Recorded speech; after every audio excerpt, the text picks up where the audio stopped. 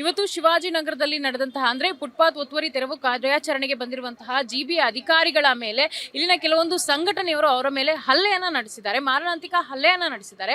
ಹಾಗೆಯೇ ಇಲ್ಲಿನ ವ್ಯಾಪಾರಸ್ಥರ ಗೋಳು ಏನಂತ ಹೇಳಿದ್ರೆ, ನಾವಿಲ್ಲಿ ಹೊಟ್ಟೆಪಾಡಿಗಾಗಿ ವ್ಯಾಪಾರವನ್ನ ಮಾಡ್ತಾ ಇದ್ದೀವಿ, ಆದ್ರೆ ನಮಗೆ ಜಿಬಿಯ ಕಡೆಯಿಂದ ಇಲ್ಲಿ ಯಾವುದೇ ಒಂದು ನೋಟಿಸ್ ಅನ್ನ ಕೊಟ್ಟಿಲ್ಲ. ಹಾಗಾಗಿ ಈ ಘಟನೆ ನಡೆದಿರಬಹುದು. ನೋಟಿಸ್ ಅನ್ನ ಕೊಡದೆ ಏಕಾಏಕಿಯಾಗಿ ಜೆಸಿಬಿ ತಂದು ಇಲ್ಲೇ ಫುಟ್ಪಾತ್ ಒತ್ತುವರಿ ತೆರವು ಕಾರ್ಯಾಚರಣೆ ಮಾಡ್ತಾ ಇದ್ರು. ಹಾಗಾಗಿ ಈ ಘಟನೆ ನಡೆದಿದೆ ಅಂತ ಹೇಳ್ತಿದ್ದಾರೆ.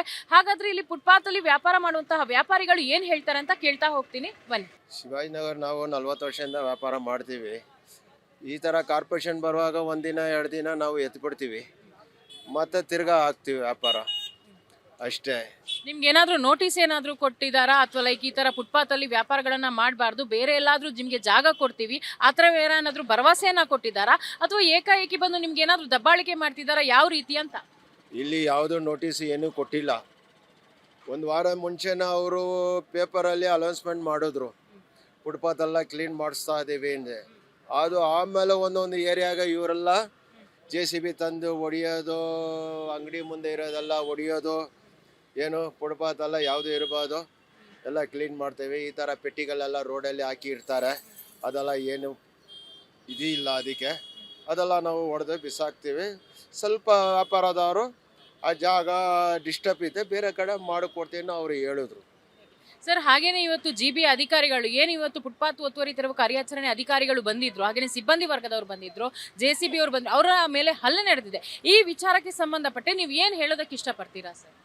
ನಾವು ಸರಿನಾ ಅಥವಾ ಏನು? ಅಲ್ಲ, ಅವರು ಅಂಗಡಿಯವರಿಗೆ ಅವರು ಒಂದು ವಾರ ಮುಂಚೆನೆ ಏನಾದರೂ ಕೊಟ್ಟಿದ್ದೆ, ಅವರು ಸ್ವಲ್ಪ ಎಲ್ಲ ಹುಷಾರಾಗಿ ಎಲ್ಲ ಎತ್ಕೊಂಡು ಹೋಗಿರೋದು ಕೊಟ್ಟಿದ್ದೆ. ಇವರು ಏನು ಕೊಟ್ಟಿಲ್ಲ, ಅವ್ರಿಗೂ ತಿಳಿಸಿಲ್ಲ, ಸಂಘಟವ್ರಿಗೂ ತಿಳಿಸಿಲ್ಲ, ಆ ಅಂಗಡಿಯವ್ರಿಗೂ ಬಂದು ಹೇಳಿಲ್ಲ. ಒಂದು ವಾರ ಟೈಮ್ ಅಪ್ಪ, ಎಲ್ಲ ಕ್ಲೀನ್ ಮಾಡಬೇಕು, ಇಲ್ಲ ಹೊಡೆದು ಎತ್ಕೊಂಡು ಹೋಗ್ತೀನಿ ಅಂತ. ಇವರು ಇದ್ದಕ್ಕಿದ್ದ ಇವರು BBMP ಅವರೆಲ್ಲ ಬಂದು JCB ತಂದು ಹೊಡೆದ ಮೇಲೆ ಅವರು ಎಲ್ಲ ಫೋನ್ ಮಾಡಿ ಬಂದರು. ಈಗ ಹೊಡೆಯೋಕ್ಕಿಂತ ಮುಂಚೆನೇ ಇವರು ಜಗಳಗಳನ್ನು ಸ್ಟಾರ್ಟ್ ಮಾಡಿಲ್ಲ, ಇವರು ಒಂದು ಏಕಾಏಕಿಯಾಗಿ ಬಂದು JCB ತಂದು ಅದನ್ನು ಒತ್ತುವರಿ ತೆರವು ಮಾಡಬೇಕಾದ್ರೆ ಜಗಳ ಕೇಳಿದಾರಾ? ಜಗಳ ಆಗಿತ್ತು. ಇವ್ರು JCB ಬಂದು ಹೊಡೆದ ಮೇಲೆ ಅವ್ರವ್ರ ಪೆಟ್ಟಿಯವರು ಅವರೆಲ್ಲ ಬಂದರು, ಮತ್ತು ಅವ್ರ ಸಂಘಟವ್ರದ್ದು ಅವ್ರದ್ದು ಪೆಟ್ಟಿಗಲ್ಲೈತೆ, ಅವ್ರ ಜೊತೆಲ್ಲ ಒಂದೆಲ್ಲ ಬಂದು ಇದು ಗಲಾಟೆ ಆಗಿರೋದು. ಅಂದ್ರೆ ಇಲ್ಲಿ ಸಂಘಟನೆಯವರು ಕೂಡ ಸೇರಿ ಪೆಟ್ಟಿ ಅಂಗಡಿ ಇಟ್ಟಿದ್ದಾರೆ ಅಂತ ನೀವು ಹೇಳ್ತಿದ್ದೀರಾ, ಹಾಗಾಗಿ ಸಂಘಟನೆಯವರಿಗೆ ಗೊತ್ತಾಯ್ತಾ ಈ ಮಾಹಿತಿ, ಅಥವಾ ಹೆಂಗೆ ಈ ಸಂಘಟನೆಯವರು ಬಂದು ಇನ್ವಾಲ್ವ್ ಆದ್ರು ಈ ಜಗಳದಲ್ಲಿ ಅಂತ? ಸಂಘಟವ್ರದ್ದು ಪೆಟ್ಟಿ ಐತೆ, ಅಲ್ಲಿ ಒಂದು 35-38 ವರ್ಷ ಅಲ್ಲಿ ಇದು ಆಫೀಸು ಐತೆ, ಅದರಿಂದ ಒಂದು 6, 7, 8 ಅವ್ರದ್ದು ಐತೆ. ಅದ್ರ ಜೊತೆಲಿ ಬೇರೆಯವರು ಒಂದು 6, 7 ಹಾಕೊಂಡು ಜೀವನ ಮಾಡ್ಕೊಂಡು ಇದ್ದಾರೆ, ಒಂದು 35-25 ವರ್ಷದಿಂದ. ನೋಡಿ ಮೇಡಮ್, ನಾವು ಇಲ್ಲಿ ಒಂದು 40 ವರ್ಷದಿಂದ ಇದ್ದೀನಿ. ನಾವು ಹಾಕಂಗೆ ಯಾರಿಗೂ ₹1 ಕೊಟ್ಟೇ ಇಲ್ಲ. ಪೊಲೀಸರು ಬಂದು ತೊಂದರೆ ಕೊಡ್ತಾ ಇದ್ದಿಲ್ಲ, ಕಾರ್ಪೊರೇಷನ್ ಬಂದರೂ ಕೊಡ್ತಾ ಇದ್ದಿಲ್ಲ. ನಾವು ಆ ಕಾಲದಿಂದ ನಾವು ಇಲ್ಲಿ ಅಂಗಡಿ ಹಾಕಿದ್ದೀನಿ. ನಮ್ಮ ಮಕ್ಕಳೆಲ್ಲ ಹೊಡಿತೀನಿ, ಸ್ಕೂಲ್ಗೆ ಹೋಗಿರ್ತಾರೆ, ಬಾಡಿಗೆ ಮನೆ ಬಾಡಿಗೆ ಕಟ್ಟಬೇಕು, ನಮ್ಮ ಜೀವನ ಇದೆ, ಇದು ಬಿಟ್ಟರೆ ಬೇರೆ ಏನಿಲ್ಲ. ಬೆಲೆಗೆ ಆಗಬೇಕು, ಸಾಯಂಕಾಲ ಎತ್ಕೊಂಡು ಹೋಗ್ತಾ ಇರ್ತಾರೆ. ಕೆಲವರು ಹಿಂಗೆ ಏನು ಮಾಡ್ತಾರೆ, ಇಲ್ಲೆಲ್ಲ ಏನು ಅಂಗಡಿ ಏನಿಲ್ಲ, ಇದಕ್ಕೆ ಮುಂಚೆ ಎಲ್ಲ ಪಿಟ್ ಪ್ಯಾಕೆಟ್ರು, ರೇಪು, ಗಲಾಟ ಈಗ ಹೊಡಿತಾ ಇದ್ದಾರೆ. ಏನು ಯಾರು ಏನು ಮಾಡ್ತಾ ಇದ್ದಿಲ್ಲ, ರಕ್ಷಣೆನೇ ಇಲ್ಲ ಇಲ್ಲಿ. ಅದಕ್ಕೆಂದರೆ ನಾವೆಲ್ಲ ಒಂದು ಅಂಗಡಿ ಹಾಕ್ಕೊಂಡು ಈಗೆಲ್ಲ ಕಡಿಮೆ ಆಯಿತು, ಅವ್ರಿಗೆ ಸ್ವಲ್ಪ ಭಯ ಆಯಿತು, ಸ್ವಲ್ಪ ಓಡಾಟ ಆಯಿತು. ಹಿಂಗೆ ನಾವು ಹಾಕ್ಕೊಂಡು ಅಂಗಡಿಗೆಲ್ಲ ಹಾಕ್ತಾಯಿದ್ದೀನಿ. ನಾವು ಬೆಲೆಗೆ ಹಾಕಿ ಸಾಯಂಕಾಲ ಕಾರ್ಪೊರೇಷನ್ ಅವರು ಲೈಸೆನ್ಸ್ ಕೊಟ್ಟಿದ್ದಾರೆ ನಮಗೆ, ಸೈಡ್ಗೆ ಕೂತ್ಕೊಳ್ಳಪ್ಪ ಮಾಡ್ಕೊಂಡು ಹೋಗಿ ಅಂತ. ನಮ್ಮ ಹತ್ರ ಲೈಸೆನ್ಸ್ ಇದೆ ಕಾರ್ಪೊರೇಷನ್ದು. ಆಮೇಲೆ ಇವರು ಕಾರ್ಪೊರೇಷನ್ ಅವರು ಬರ್ತಾರೆ, ಬೇರೆಯವರೆಲ್ಲ ಅಂಗಡಿಯವರೆಲ್ಲ ಅಂಗಡಿ ಮುಂದೆ ಅಂಗಡಿ ಜಾಗ ಕೊಟ್ಬಿಟ್ಟು ಅವ್ರಿಗೆ ಬಾಡಿಗೆ ಬಿಟ್ಬಿಟ್ಟು ಅಂಥವರೆಲ್ಲ ಅವ್ರು ಮಾಡೋದ್ರ ಮೇಲೆ ಅವರು ನಮ್ಮ ಮೇಲೆ ಹಾಕ್ತಾರೆ, ಎಲ್ಲ ಫುಟ್ಪಾತ್ ಖಾಲಿ ಮಾಡಿದ್ರೆ.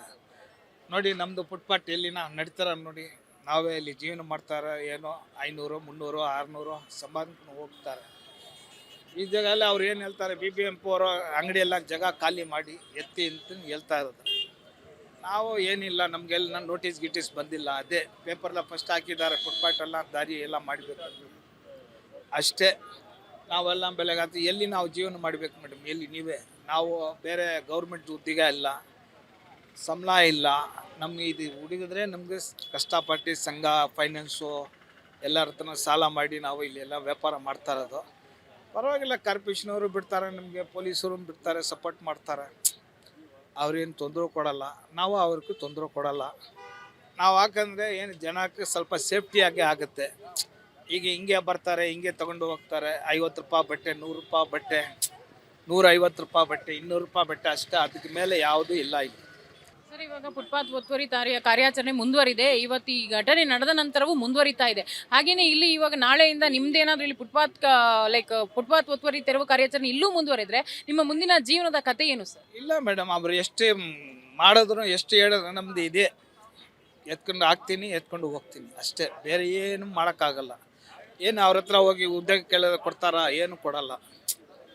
ಆಯ್ತು ನಮ್ಮ ಕಷ್ಟಪಡಿ ನಾವು ಜೀವನ ಮಾಡಿದ್ರೆ ನಮ್ಗೆ ಮನೆಗೆ ಏನು ಕಂಜಿ ಹೊಟ್ಟೆಪಾಡು ಸಿಗ್ತದೆ ಅಷ್ಟೇ, ಬೇರೆ ಏನಿಲ್ಲ.